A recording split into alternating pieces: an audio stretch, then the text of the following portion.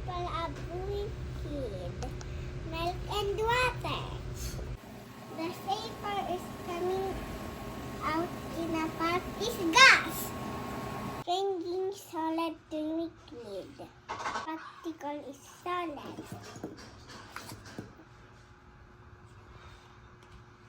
If you heat solid, it turns into liquid, like this.